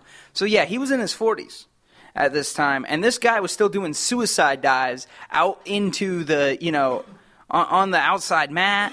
He's doing like all this crazy stuff, man. Mm-hmm. Like that's the thing I love about the Undertaker. He's as I heard someone say this, he's a big guy that's not supposed to do those things. He's not. He's typically not supposed to do those things, but you got He shouldn't be doing it. No, but like him and Kane, when they would do these things that you were like, whoa, these guys are not supposed to be like suicide diving outside of the ring or doing power bombs off the Hell in the Cell top or something. Like they shouldn't be doing this stuff, but they do, and it's just amazing. But you're right. It helped Ed. It helped. I don't want to say it helped define Edge because Edge was already defined. I mean, Edge has been defined since 1999, since that SummerSlam tables, ladders, and chairs match. He's been up there, right? Mm-hmm. But yeah, I mean, I don't really know what else to say about that match because it was a good match. Good match. So number 8, again, I apologize, but Triple H versus Chris Jericho. You're going to see a lot of this Triple H or Undertaker, like we did say. Judgment Day 2002, Triple H and Chris Jericho. Yep, this was right before WrestleMania. Yeah, this was at the end of the Attitude Era, as I like to call it, because this is right after WWE bought Raw, Nitro, or bought WCW and all the rights before they did the whole. Well, that kind of fits into the Attitude Era. The way I look at it, it didn't really end until 2004 because that's when ruthless aggression took place. Yeah, because that's what it says on 2K. That's the era. No, I'm being serious. The era then goes ruthless aggression. Yeah. Which I still never understood. I mean, no, I do. I mean, look at the time period. It was more aggressive. Well, I ain't gonna say more aggressive because the Attitude Era was pretty aggressive. It was tougher. It was a lot of like old friends just fighting each other. Like you had Shawn Michaels, Triple H. You had still The Rock and Stone Cold rivalries. You had like all these rivalries that were in the Attitude Era just explode. Well, the Stone Cold and Rock rivalry pretty much ended by that time. I mean, because ruthless aggression was more Triple H and Shawn Michaels, or that because that's when Shawn Michaels. Yeah, you had new guys, Randy Orton. You had these other guys stepping up. You had Edge. You had all these other guys. It's same as now. You got these other guys stepping up, and I mean, that's when you had Matt Hardy and Jeff Hardy is when they had their big rivalry against each other. I wouldn't call it big, rivalry, but yeah. Okay, it was like a few months. How do you say Matt Hardy and not say big? So I mean, Thanks, JP. Anyways, so. Yeah, well, the one thing I remember about this match is that the ref actually got really injured during this Hell in a Cell match, and neither Triple H or Chris Jericho knew. They didn't know at all, and they kept beating him up. He was literally bleeding on the floor, and they had to get him out of there. What? And this guy retired from Hell in a Cell matches after this. He said he will never do one again. Who, Jericho? No, the referee. Oh, yeah, Tim Wright. He's like, he goes, that's the reason I stopped doing Hell in a Cell. They did have the Triple H, though. He just came back recently. I mean, he's just, he tore his quad. Yeah. This is when he just came back, heading into WrestleMania season, and he finally won the title. Yeah. But, well, and it's a good one. Number 7, The Undertaker versus Brock Lesnar. I know it's just the past 4 have just been Triple H, Undertaker, Triple H, Undertaker. Well, so you kind of expect it with this. So. Oh yeah. Well, The Undertaker versus Brock Lesnar at No Mercy 2002. This is when Brock Lesnar just kind of came into the WWE. This is when that beast incarnate just came in, right? This is when you saw him I mean, he was pretty fresh, right? Yeah, he just pretty much started. That it was 2002 was his because he won the championship in 2002. I want to say this is what helped him make be Brock Lesnar, was kind of beating the heck out of the Undertaker. You know, I mean, this is like the first time you ever saw these two. I mean, because the Undertaker's not a small guy. This guy can take a beating, but he can also give one. Brock Lesnar's the same way. I mean, Brock Lesnar can take a beating, or, well, you didn't know at the time, and then you saw Undertaker gave him a beating. So, I mean, you know, this is like a prelude, I guess, to WrestleMania 30. This is years before WrestleMania 30. But, I mean, what do you think about the match? You think it was, I mean, should it deserve to be up there, Undertaker versus Brock Lesnar? Yeah, definitely. I mean, Really? you know, two of the biggest names of all time. Yeah, very I mean, true. you They're know, both going to go down in the Hall of Fame. You know, and just think now with Brock Lesnar ending the streak, it's going to be even bigger and better. So, and him being champion now. But, yeah, I mean, this was a great match. All right, well, number 6 was Shawn Michaels versus Triple H at Bad Blood 2004. Now, you want to talk about a match that really, like, these two friends for years, and then it's like they broke their friendship. The best thing I remember, I actually watched this part for the WWE Countdown, and Triple H said, he goes, you know, when you're in a match, you hit your friends harder. That's what he said. He goes, you hit your friends harder. You hit people you don't know softer. Yeah, I was going to say that. But the other thing with this match is this was the longest match of any of the Hell in Cells. Yeah. 47 minutes. Gosh. And those two couldn't even get back up at the end. They were actually climbing on each other to get back up. Like, it was bad. It was a bad match with, like, it was great, but it was bloody, and it was just like everything was used in that match. Everything. Yeah, but that was a great match. It's basically when Shawn Michaels just got back into the ring. Mm-hmm. They weren't sure how good they would be in the ring again. Ring rust and all that. Yeah. I mean, he thought he thought Shawn wasn't going to be ready. Yep. Shawn was just boom. He snapped like that. Like he was good. And this was the best part of their rivalry, in my opinion. And they had great matches in their rivalry because their rivalry lasted for almost 2 years. Yep. Them two. So, which I mean, you probably won't see a rivalry like this. And that would be tough. Yeah, you won't see a rivalry like that in a while. Like maybe down the line, you might see an Ambrose and Rollins, because those two actually apparently are good friends because they came in together. Think about it. The three, we're going to go back to it. Rollins, Reigns, and Ambrose came in NXT at the same time. In NXT, the top dog was Rollins. Yeah. And they had some good matches there. Now, the same thing here. Yeah. When they were in independent scene, same thing. They had great matches independent when they did wrestle. So, yeah. I mean, because I think they were really good friends in real life, which is good. Mm-hmm. I mean, that's what makes a great match. When it's more real, and it's more personal, the better. But anyway, that was a great one.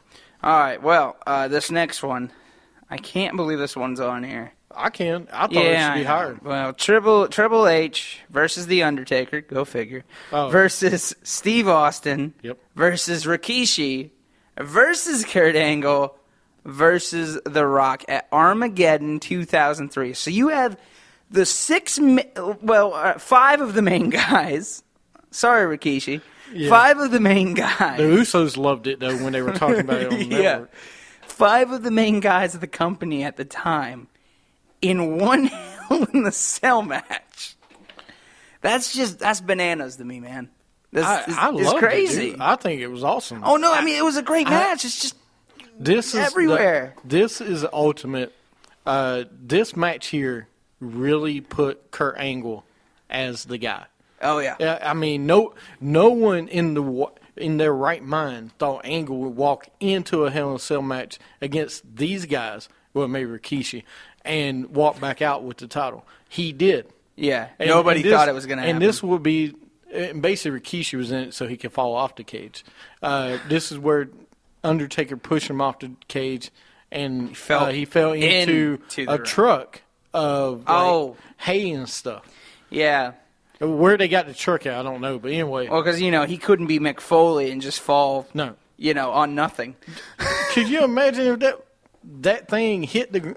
Oh, no way. What do you mean Mick Foley is the same way? No, Rikishi has more of the booty than Mick Foley. There's no way he could have done the That same booty thing. will never do stink face again. No, He landed on the I hope ground. not. Yeah, I know it's doing it other places, but yeah, hopefully they don't do it again. But this match, dude, this is just like Jericho when he beat Austin and Rock to win the undisputed title. No one expected it. The same This night. is kind of the same thing to me. Is Yeah. Angle put him on the map, made him a player. Yeah, because he So- was still, Angle was big at this time, really big. But, He needed that match to really He needed get him. that push. This match got him. yeah. Well, no, and I agree with you. Yeah. So, number 4, I like this match. I don't care what you say, but I love this match. No, this one was a good one too. DX versus Shane McMahon and Vince McMahon and The Big Show I know why you like this at match. Unforgiven 2006. You got to see the Big Show's honey. No. I like this for 2 reasons. One, it was in Charlotte, North Carolina. Unforgiven 2006. Oh, wait, no. Never mind. That was Vengeance 2006. But it was during the time when DX came back. When the 2 original members of DX came back and did what they wanted to do in 1998 if Shawn didn't get hurt. I think this is what we would have saw. We would have saw something worse than this. But we would have saw this. I really believe that. I will tell you, I think this was a funny match, but I don't think it deserves to be top 5. I think you push it back a little bit. The only reason it is because it's DX. Yeah. And somebody's head got put Look, in somebody's butt. The reason And by the way, the coast to coast, and that's one of the things I want to say. Every time you see Shane McMahon do coast to coast, it's great. I love it. That's one of my favorite moves in wrestling of all times, just because the only guy that you really ever see do it is Shane McMahon. Because a lot of people cannot do that. You know how hard it is to go on one side of the ring and hit a trash can in the face of someone else on the other side? That's just, it's too much. It's crazy. And, that's why, Shane McMahon is, that move is going to go down in history because it's just a great move. But the reason I like this match is because the first thing that happens, DX gets in the ring, and the Big Show is just standing there. Shawn and Triple H just look at each other and kick him in the nuts. That's all they do. Think about that, James. That is why I loved it, because you were like, okay, Big Show's just going to tear up Shawn Michaels and Triple H, and Shane and Vince aren't going to do anything. That was not the case. Shane, and this is where I give credit to Mr. McMahon. That guy can take a beating. And this was this was after the Attitude Era. You know that. Was, he was what, probably 50 when he did this match? He was 50 when he was doing this match, and he was bloody, everything. This is why Vince McMahon is a genius, is because he does stuff like this. He pushes that envelope a little bit farther than it needs to go. I will say that, no, he does. And that's what Stephanie's doing now. Yes. That's what Triple H is doing. That's what Triple H has been doing. I see Stephanie doing it more than him. No, right now, yes, because you got a storyline for her. Very true. When Triple H is needed, who's the first one to go? Oh, heck it's yeah. Triple H. Now, you talking about Shane. I did hear a rumor We'll see if it's another rumor. We always hear rumors that Shane McMahon said that he was asked, will I ever come back? I would never count it out because anything happened in WWE. Here comes the money. So, within the next year, I would not be surprised to see him come back out and have some storyline with him. Do you know how great of a rivalry it would be between Triple H and Shane McMahon? Yep. You could have a WrestleMania match between these guys. You know, people would want to see that. Oh, you don't even have to have a match between them. Just have them in a corner of their wrestlers. Yeah. Shane McMahon brings back Punk. Triple H puts up. You just want to see Punk in the match. He's going to be in a match. I can tell you that now. But, there's no way. This guy loves the business. We ain't going to spend a lot of time on that. I just wanted to tell you about the Shane thing. Yeah, no, I heard a rumor that's about it the other great. day. Well, Shane, we miss you. Please come back. Number 3, which I believe this one should be number 1, but we'll talk about that later. The Undertaker versus Shawn Michaels at Bad Blood in Your House, 1997. The reason I believe this one should be number 1 please tell me, 'cause it's I'm the interested. first ever Hell in a Cell match. That doesn't make it the best. You said it yourself. It was awesome. The guy Kane literally ripped the door off the cage. Shawn Michaels fell almost from the top onto the announce table. You know why this isn't number 1? Why? You know why this isn't number 2? Because look at number 2 and number 1. Let's talk about that. And you tell me how impossibly in the right mind you will put that ahead of Triple H and Undertaker at WrestleMania 28. I would put it. There is no way. You cannot change my mind. If the WWE Universe disagrees with me, which they don't because they put them number 2, they put the Shawn Michaels Undertaker match. I'm not saying this was a bad match.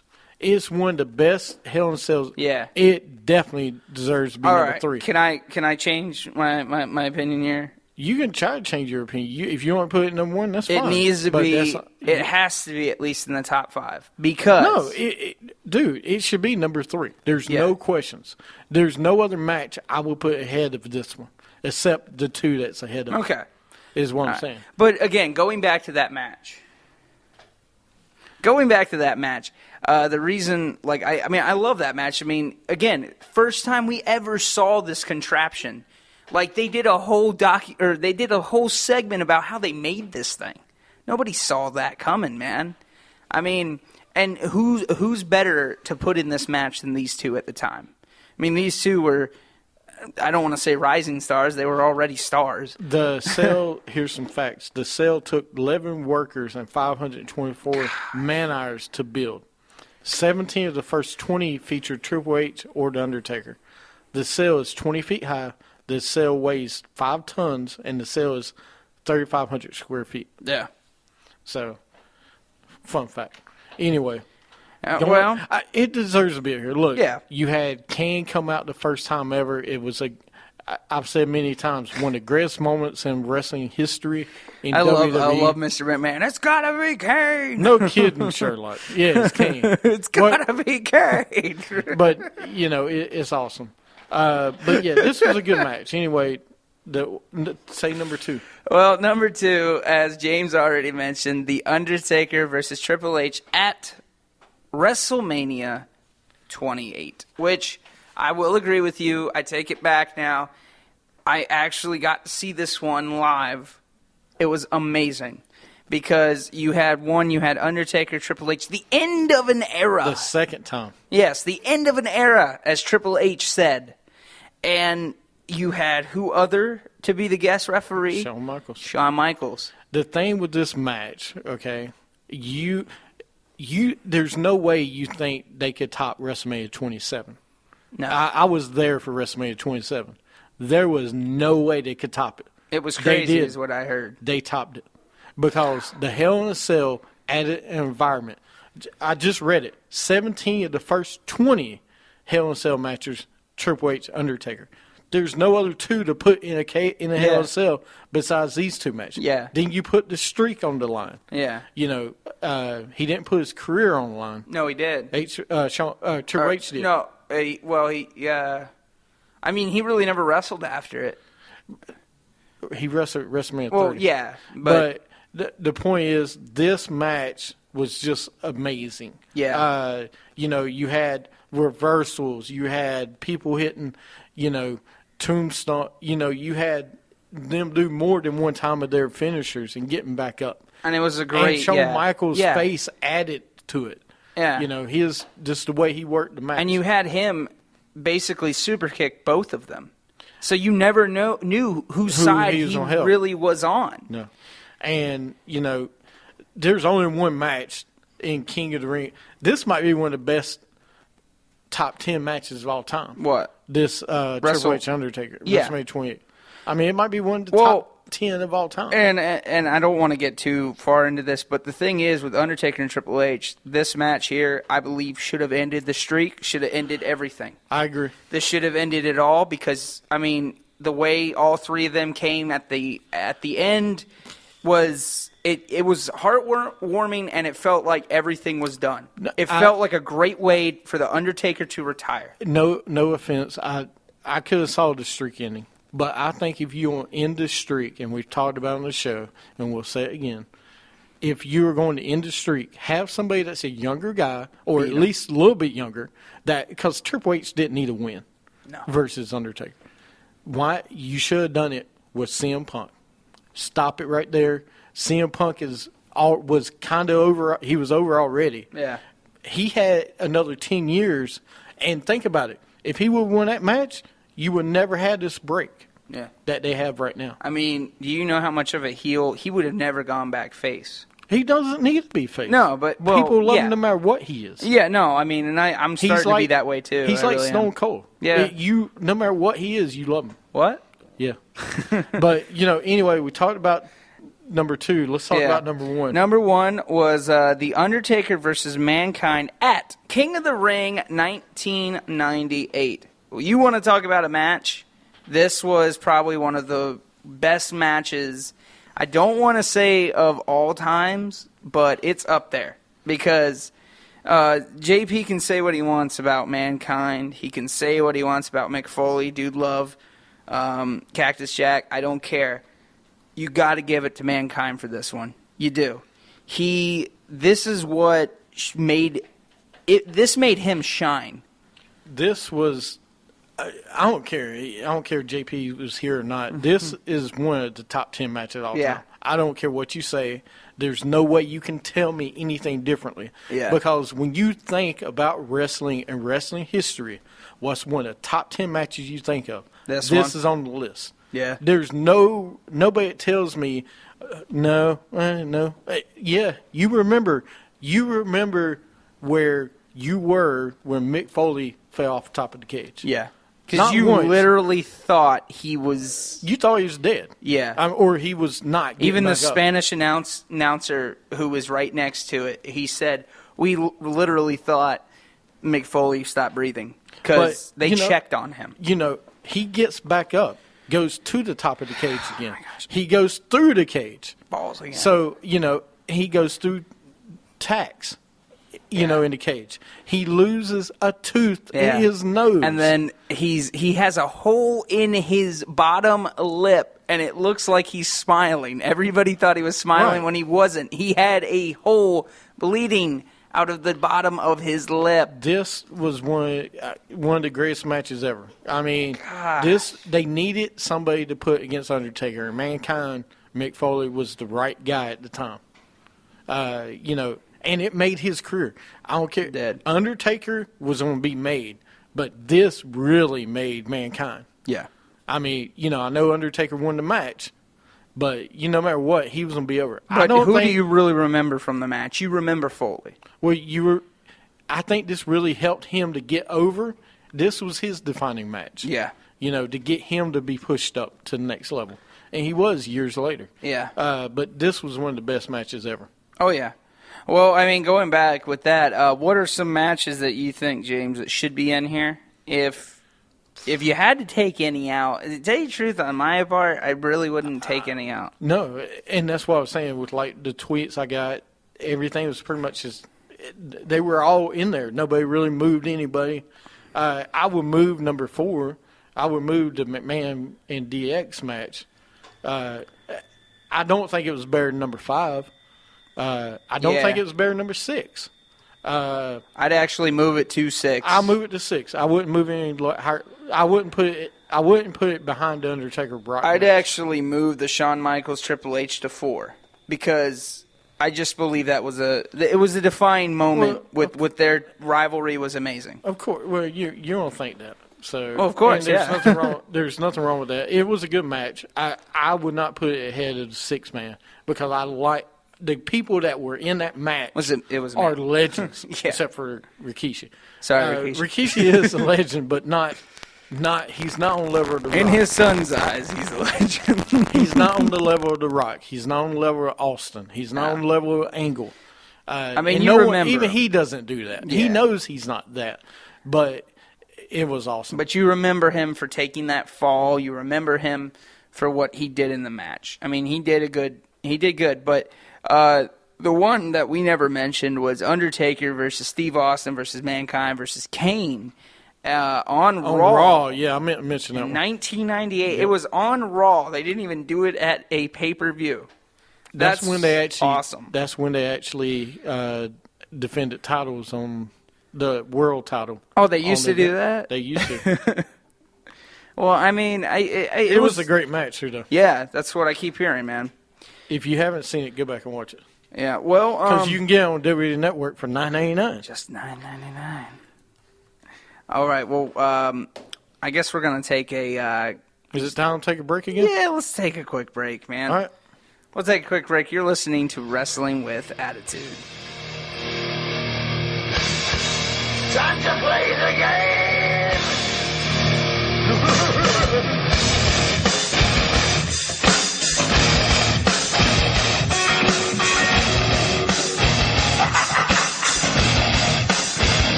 It's all about the game, and how you play it. All about control, and if you can take it. All about your stand, and if you can pay it. It's all about pain, and who's gonna make it? I am the game, you don't wanna play me. I am control, no way you can shake me. I am heavy debt, no way you can pay me. I am the pain, and I know you can't take me. Look over your shoulder, ready to run like a Cleveland bitch from a smoking gun. I am the game, and I may lose. So move on out, you can die like a fool. Trying to figure out what my move's gonna be. Come on over, sucker, why don't you ask me? Don't you forget there's a price you can pay. 'Cause I am the game and I want to play.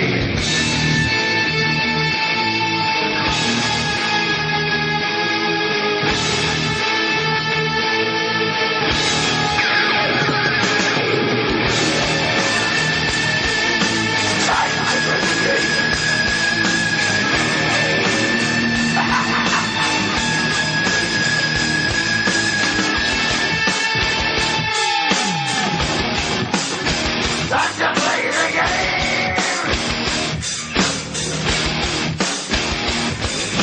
It's all about the game and how you play it. It's all about control, and if you can take it, it's all about your debt, and if you can pay it, it's all about the pain. Who's gonna make it? I am the game. You don't wanna play me. I am control. There's no way you can shake me. I am your debt, and you know you can't pay me. I am your pain, and I know you can't take me.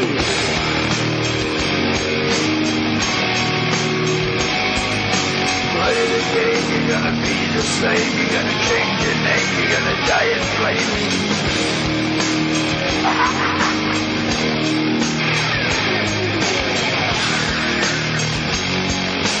Time to play the game. Time to play the game.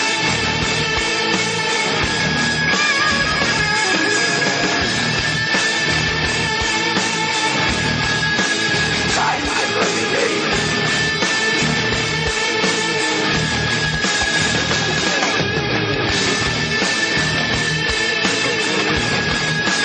Time to play the game.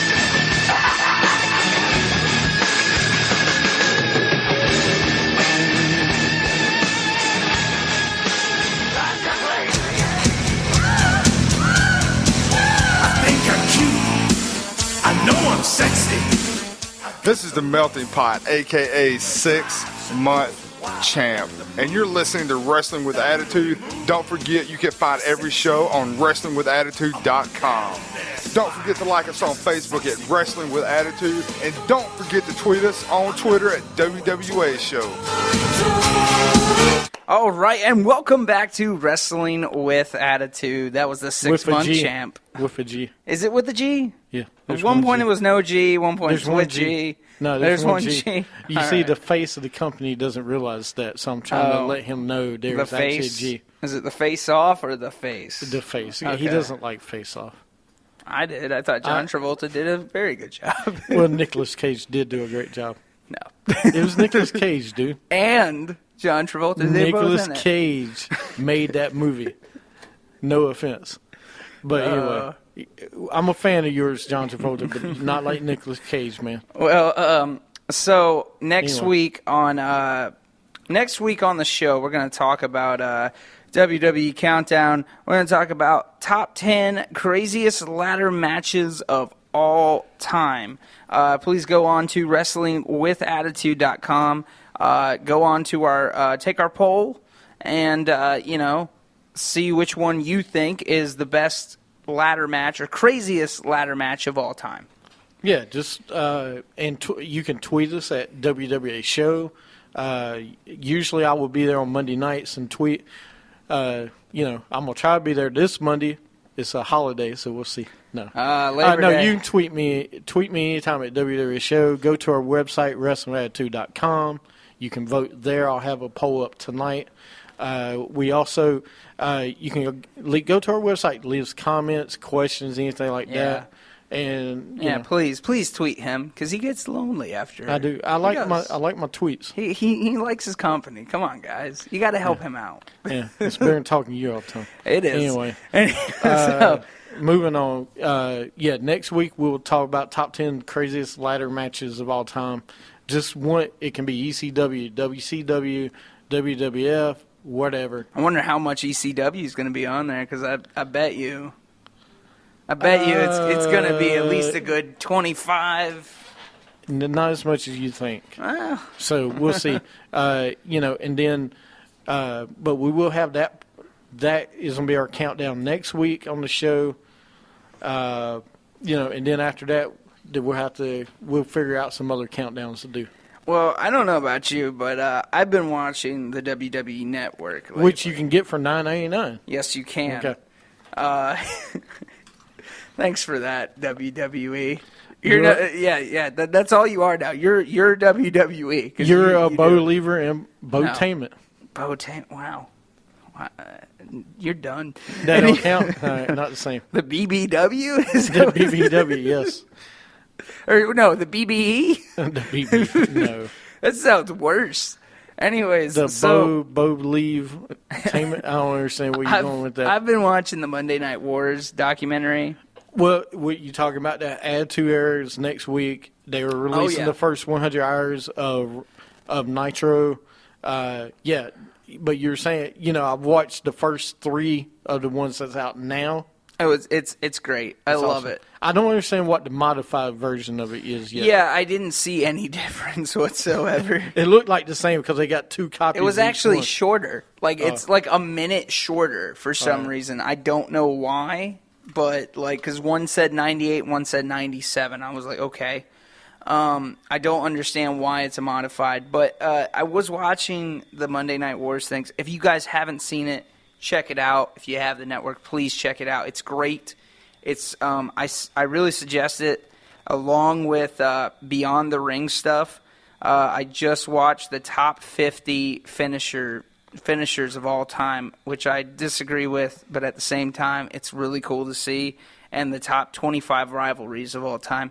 If you haven't got a chance to ever see those DVDs, you get a chance now with the network. Please go watch them.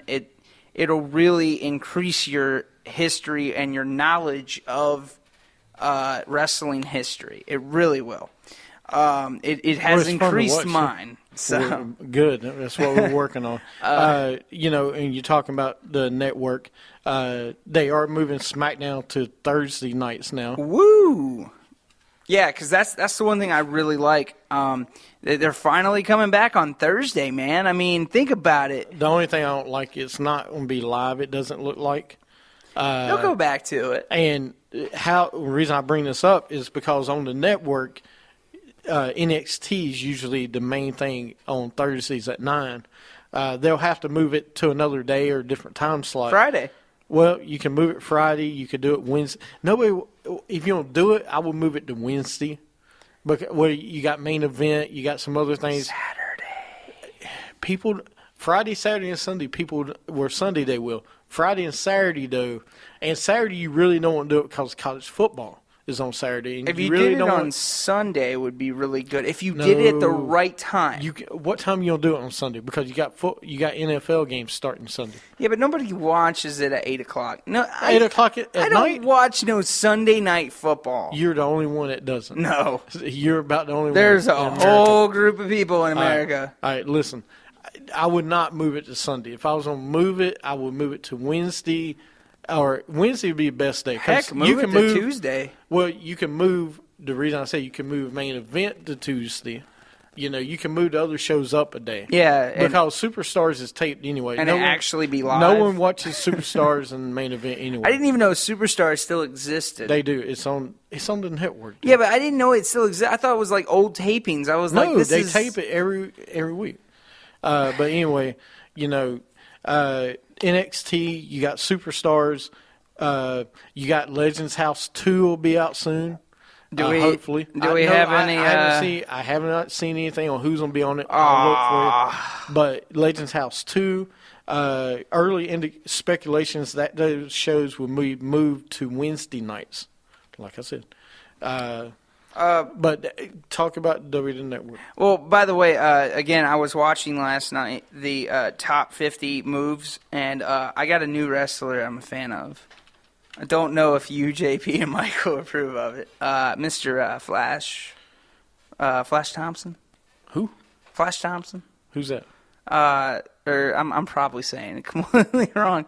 The guy in the jumpsuit with like the lightning bolt on him. He went by like 2 different names.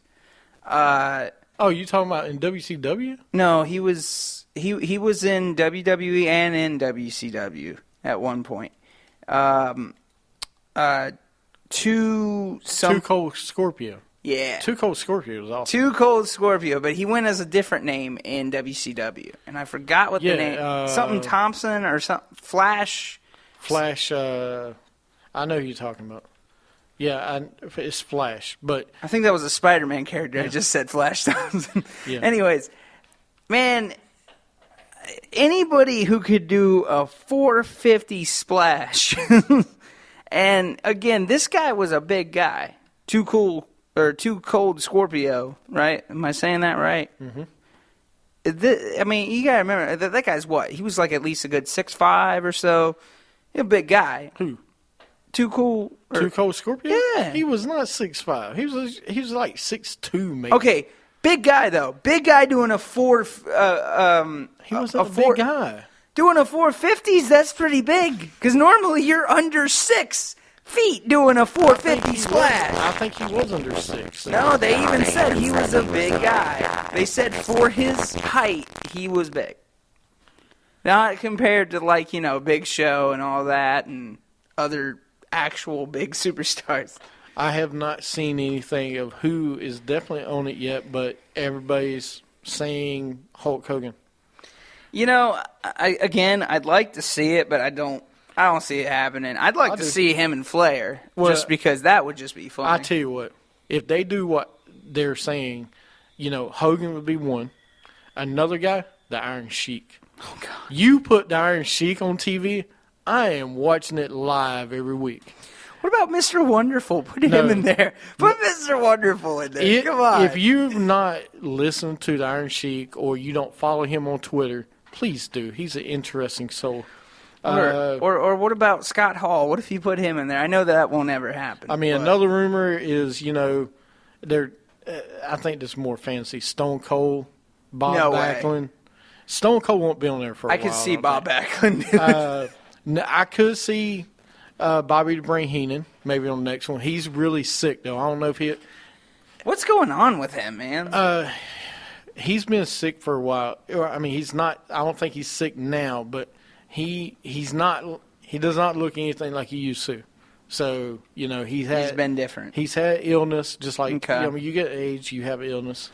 Yeah, because but he hasn't been in any of the talk stuff that they've been doing. You haven't seen Bobby the Brain Heenan in any of it, but he's been the subject of a lot of matter. But he hasn't.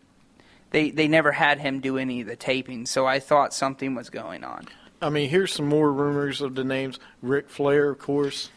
I cannot imagine Ric Flair, Hulk Hogan, and Iron Sheik in the same house. I could.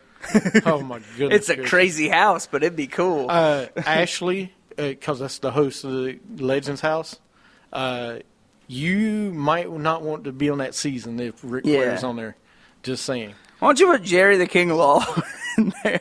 I know you can't, but that'd be awesome. Mick Foley is another name. No offense, I like Mick Foley, but I really don't want to see him with some of these other guys. You don't want to see him with Flair? Especially with Flair. They're getting a great... Do you think he would be the Tony Atlas? If you think Tony Atlas and Hacksaw was bad, this will be 3 times worse. You know what the funny thing is? They're actually friends. I'm very surprised. Mick Foley and Ric Flair actually respect each other. That's... Another one is JR. No. No, JR's fine. I love to see JR. He'd be Hillbilly Jim of it. That's all he would do. Him and Ric Flair would be down in some booze. I'm just saying that don't. I forgot. I think they would be more. I forgot he loves I think to they drink. would be more of Mean Gene and Pat Patterson than anybody because them two. Yes, because them two would go outside and sit and drink and have some barbecue. I'd like to see DDP on there. Another name is Lita. Maybe. Put a girl in there? Yeah, why not? I mean, that'd be cool, but it'd be weird. I'll tune in. To me, it'd be weird. I'll tune in. Just because you saw how perverted they were on the last one. I mean, Mean Gene, everywhere they went, made a comment. To... Another name is Ron Simmons, which I'm fine with that. Ron Simmons? Yeah, damn. That's all you hear from. Of course, all you ever heard from Tony Atlas was. I feel like if you did Ron Simmons, I want to see him and JBL together because I'd like to see how they interact with each other still. Maybe that'll be. No, you won't do JBL now. But when he gets older, yeah. You know, another one that I could have saw on here, hopefully he gets better and maybe he can do it, is Jake the Snake. I mean, him really and Scott Hall would be awesome. I know they're not on best terms with him right now, even though I saw him doing a few things. Psycho Sid. Oh, no. Just think about it, though. Think about it for 2 seconds, sir. You think he's bad on the mic? Think about how bad he would be if this was, like, ad-libbed. This would be it'd be terrible, but it would be perfect. No. It would be perfect, sir. It's Psycho Sid. Psycho Sid, come on. No. Psycho Sid, no. Just like God rest his soul, Ultimate Word, no. These are two guys. Another guy I'll name, Big Papa Pump.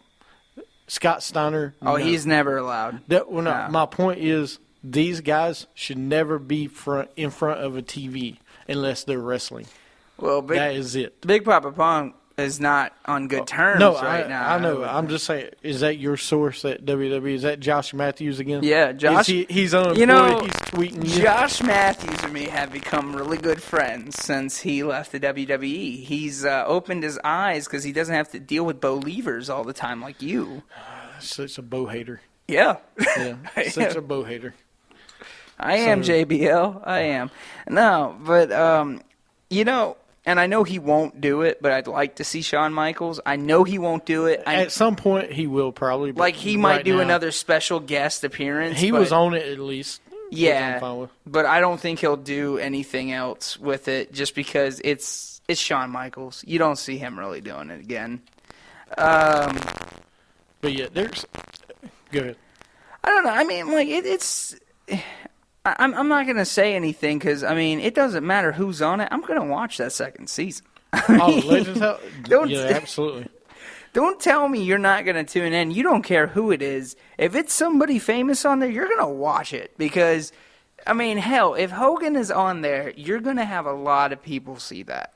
Well, Hogan will bring a lot of interest outside of wrestling fans. Yeah. Besides me and you and who else. I mean, guys, think about Hogan and think of his persona, especially when he did Hollywood Hogan. Think of all the stuff he did. He did a lot of different stuff. He took NBA fans to become wrestling fans. And, I'd love to see DDP on there. I mean, I know he's, different. DDP would be fine. But- DDP would be okay. Yeah. Iron Sheik, though, would be interesting. That's the reason I said his name. I'm there. If you want the house to burn down, sure, go ahead. I was hoping him and Piper would be on at the same time. That would have been great. But you get Iron Sheik and Sergeant Slaughter on there. Go ahead. Put Sergeant Slaughter on there, sir.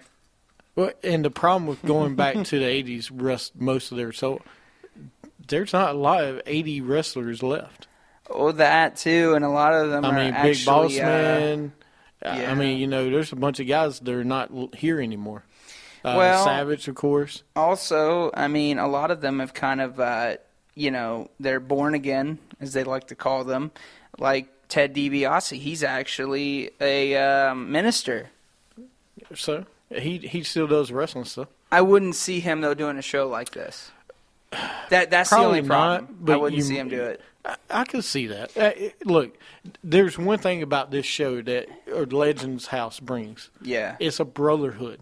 Okay. Yeah. Wrestling is about brotherhood. Now, the one guy I would love to see if he was still alive till this day, rest his peace. Randy Savage. That and Rick Rude, I don't care what you say. That would be interesting. Rick Rude on this show would have been amazing. Rest in peace, sir. But that would be... And Paul Bearer would have been great. Paul Bearer, you talk about Rick Rude, Mr. Perfect. All these guys would have been awesome. But, hopefully, this next season will be even better than the first. I think it will, man. It will be. And it'll get better and better. They need to add some more shows to it because now we're pretty much caught on countdown shows. So there's not really anything, new going on. But I'm glad they're finally adding the Nitros next week. Yeah, I'm going to be glued to the WWE Network now. So that's going to be cool. Well, guys, thanks for listening in. I'm Lil Steven, along with the Summit. You listen to Wrestling with Attitude. Wrestling with Attitude. Go on to WrestlingWithAttitude.com to listen to more shows. Listen to us on Stitcher. Listen to us on Spreaker.com and iTunes. And don't forget to like us on Facebook and tweet us at WWA Show. And see you next week. See you next week, guys. Have a good one. Because you can't stop me. And if you wonder how this player done scooped your honey, I think she smell my cologne. It's called brand new money. Making major moves, man, ain't a damn thing funny. Pimpin' hood rats to Playboy bunnies. They see the... They see it. Say